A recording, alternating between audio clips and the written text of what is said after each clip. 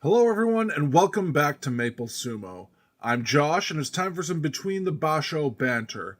This is the first of what I hope to be two or three updates between Bashos, diving into sumo news, updates, some lighthearted stories, and this will be coming on the opposite weeks from some wrestler profiles, history lessons, sumo terminology lessons, things like that to give newer fans a deeper appreciation of the sport. But for now, these episodes will be news updates, wrestler updates, just to kind of keep you abreast of changes in the sumo world between tournaments. So let's dive into it. Our first item on the docket today is actually a bit of non-news. You may remember that there was some pending punishment for the Isegahama master after the bottle throwing incident with one of his disciples at a sumo after party. Basically, Hakuno Fuji was flirting with a girl that came with some other guys, and they weren't too happy about it because she seemed to be more into him than she was into them.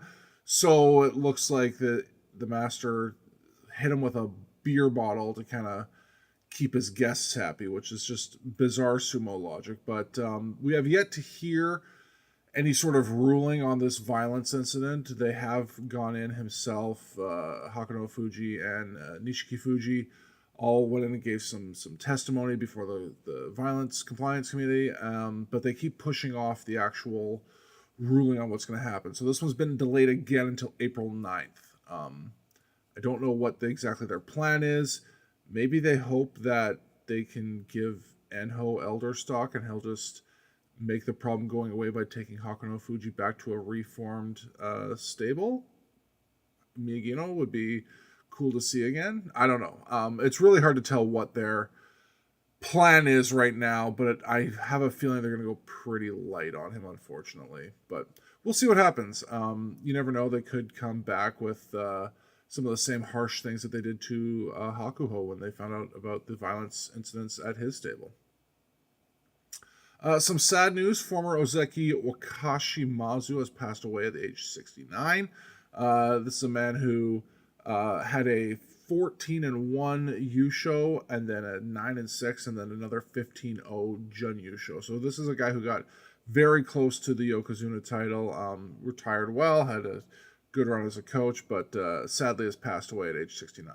Sumo is tough on your body, and it's not surprising at all to see these guys pass away pretty soon after officially retiring. So the first of we'll go over some promotions and demotions, things coming up for banzuke rankings for the next tournament, but it has been confirmed Kirishima is officially returning as an Ozeki. So he made a cute little promise to his daughter that he was going to win the tournament and she was going to be able to celebrate with him. So great to see him do that, and he returns as an Ozeki after being away for quite a while. And he's only the third person ever to get re-promoted, including Isegahama Oyakata, the former Teruno Fuji, and one other guy whose name escapes me at the moment. But good work for him. He's only the third person ever to drop down to the Megashira ranks and then come back up to Ozeki. So, speaking of Ozeki, Aonishiki confirmed to be the fastest Kadoban ever since the introduction of the Kadoban system. He's the first person to get promoted and immediately go Kadoban, which is unfortunate. Someone speculated that he might have concussions out there. We don't really know. But he's going to be fighting for his Ozeki life next tournament. The Kadoban system, if you are unfamiliar, means that Ozeki get one tournament where they can have a losing record and not lose their rank. But if they get two in a row, then they're dropped down to Sekiwake, where people call them an Ozeki Wake, because if they get 10 wins as a Sekiwake, they're immediately re-promoted. But as all he has to do next tournament is secure eight wins, and his rank will be safe for another two tournaments. So hopefully he comes out strong next tournament. Obviously, he has to restart a Yokozuna run now and get two tournaments in a row, but I think he has the potential to be a long-lived Ozeki at the very least. So let's talk about people that were excited for their new Juryo promotions. So we have four men moving up. Makushita 2 Okaryu, West Makushita 2. who had a 6-1. East Makushita 2, Hakuyozan, who had a 5-2. West Makushita 1, Tochi Taikai, who had a 4-3. And East Makushita 4, our boy Enho, who had a 5-2. Hakuyozan and Tochi Taikai are going back up to Juryo after one tournament down in Makushita. So they're happy to be returning. Enho has been 3 years in recovery, ever since dropping out of the salaried ranks due to injury, putting his body back together, recovering, and fighting his way back up. He's now back to Juryo out of Makushita, and that means he qualifies for Elder Stock if he's able to purchase some before his retirement. So great work for him. We all suspect he's going to do what he can to try to revive the Miyagino stable, but obviously everyone's being pretty tight-lipped about that. Now, out of the Juryo division, there's some demotions that have to make room for these guys. So some expected Makushita demotions right now. West Juryo 12, Tsurugisho, who had a 0-15 tournament.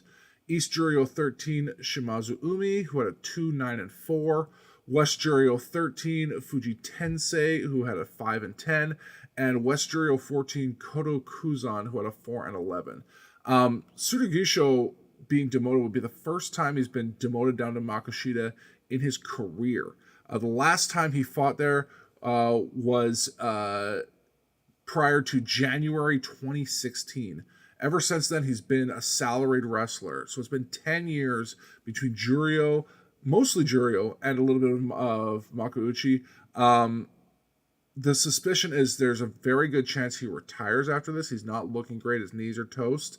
But he has yet to announce anything. So who knows? This guy could be trying to tough it out for another while, get some recovery, work his way back up. But it's been 10 years of salaried position. So I have a feeling he won't last much longer, but you never know. He is a guy who has been, not even that long ago, contending for Juryo championships. So I feel like if he is just injured, then he might just take a little bit of time to recover and get back on the horse. But there's some people who are like, you know what, I'm not making money. This isn't worth it for me. I've been in the game for a long time. I'll just call it quits right now. So speaking of injuries, the sumo tour is starting now. So they go travel around the country and put on exhibition shows, meet the fans, just make sure sumo gets out and promoted to people. But it's expected that everyone goes, at least all of the salaried wrestlers, but obviously there's some people who are able to take time off because of injury and things like that. So absences that have been announced: Wakataka Kage, who obviously is extremely injured, needs time to recover that elbow. Daisezon, Chirano Umi, Onokatsu, Hakuno Fuji, who has that toe injury, Midori Fuji, who you'll remember has that heart issue where they're saying he's getting heart failure due to liquid on the heart, Toki Hayate, Fuji Seun, and Tomokaze. Now, notably, Onosato is not on that list. And the man the Yokozuna had to pull out after, 3 days because his shoulder's absolutely blasted. And the Yokozuna Deliberation Council, famously haters, came out and said, hey man, you need to take a break and make sure you get good and healthy to come back and fight. The problem with these young guys is that they get this idea in their head that they have to show themselves to be, putting in the effort to these higher ups. And I think the reality between what they think the expectations are and what the actual expectations are is often disconnected. I am confident that the YDC would rather see a healthy, powerful, formidable Onosato contending for the tournament lead rather than another performance where he's too tired and expended after doing the training and touring, and he doesn't come out with 100% ready to go body. I think they've even said as much. Hey, don't go on tour, chill out. And he's just doesn't believe them. I don't know what's going on in his head, but this is not safe for him, definitely. I hate to see it, and I hope he comes to his senses, pulls out of the tour early, and just takes the time to get his shoulder 100%. So, speaking of being 100%, let's give a list of guys who are not 100% done with sumo. So there's a few retirements to announce. Hideno Umi, the brother of Tobizaru, has officially called it quits. Shiden and Higo Hikari, all of Kisei's stable, are now done. Kodo Kenryu looks like his injuries were too much for him to come back. He is retired. Daishoho has called it quits out of Uitakaze. Chiyomaru, famously our round boy, the king of roundness, his royal roundship, has stayed on now as a youth leader. He's going to be retiring and sticking around to help guide the new young sumo recruits through sumo school, make sure that they're taken care of. Chio Taiko, and then a former judo wrestler, Chio Sakai, all of Kokonoe's stable are all retiring along with him. Ogitora from Dewano Umi, Yamano Sato from Nishiwa, and Minatoryu from Minato stable are all retiring. So wish them well in their new lives. Those who are staying on with the JSA in their roles, good work for them. Everyone else, we'll see what they start off with in their this. For a lot of guys, this is a restart on life. So I'm curious to see how they handle that transition. In the meantime, the JSA, there's like a, what would you call it, a board of directors that sort of decide some of these positions. So they've had their vote, and Hakaku is staying on for his 6th term as the JSA chairman. Thank God at the end of this term, he'll be forced to retire at the end of 2 years here. And then he has put some people into some new positions. Now, a lot of these jobs that he puts people into are seen as like political moves. I don't fully understand some of the politics behind it right now, but it seems like he's trying to sort of shape the direction of the JSA for when he is gone, and putting some people who think like him or behave like him in those situations. Now, he comes from these Showa men who have these if you want to talk about like the definition of toxic masculinity, it's Chairman Hakaku and men who act like him. And there's a particular type of Japanese cultured man who really perpetuates some of these, like, you know, racist, misogynistic, outdated methods of thinking and modes of interacting. And you know, they have this way of, like, you know, never speaking positively about people, and just overall just being a general drag on the way everything works. And I hope that the next person who takes Hakaku's job is able to break the mold from that. But some of these moves seem like he's going to try to keep that going, unfortunately. But so as far as new moves, we've got Master Fujishima as coming in as the new media chief. He is replacing what was the name of the guy? Master Sadagatake, I believe, who's now moved to compliance chief. He's going to see that as a slight for sure. Master Dewano Umi is the new sumo business manager, and that's kind of seen as the number 2 role beside Hakaku. And Hakaku seems to be buddying up to the whole Dewano Umi group of stables right now. Master Takadagawa is now the national tour manager. Master Uitakaze is the new Nagoya tournament manager, despite his recent health issues. Master Asakayama is now the chief judge. And there are 2 new guys coming into the judge rank. So first we have Coach Sanayama, who the former Magashira 1 Chionokuni, and a guy who I'm very familiar with for no good reason, Coach Kimigahama. The former Sekiwake Okinoumi, who was, there's a guy, I'm going to shout out Jason, Jason's All Sumo channel. I think it's just Jason Sumo now because he got struck by the JSA. Not the JSA, NHK, I believe.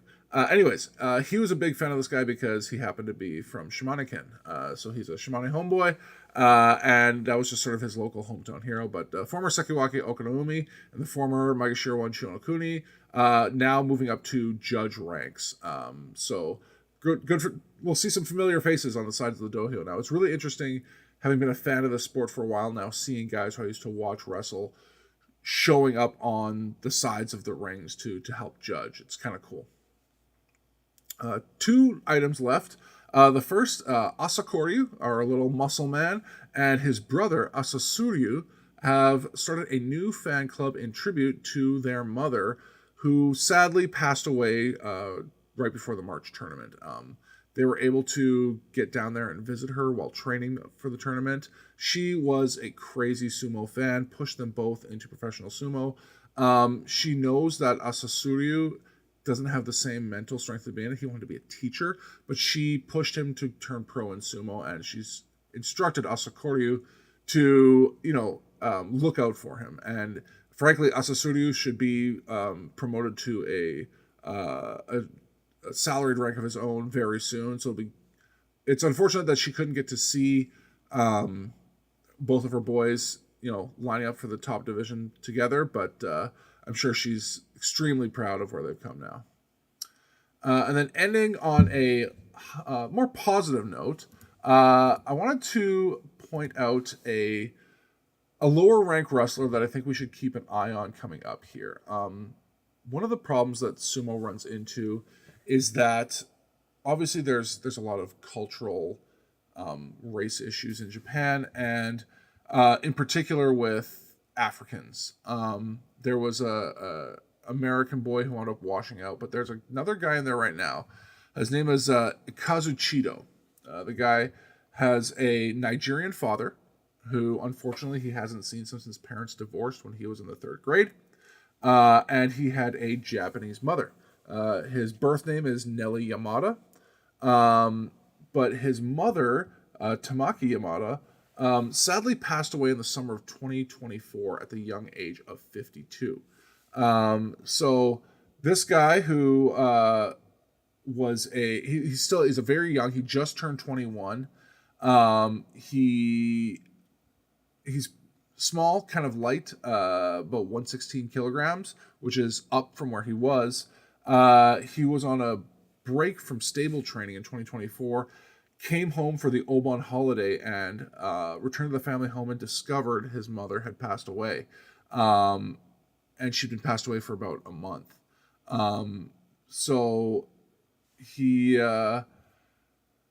comes back to sumo, and basically his coach says, "Hey man, like, we're your family now, we're your parents now, and I know your mom loves sumo and she's going to be watching over you, and so we are going to help push you to reach the heights that the highest possible heights that you can." He's now had a winning record for the first time in Makushita, so he's going to be up at around the Maegashira 34 to 44 level, high, like low 30s mid 30s to mid 40s.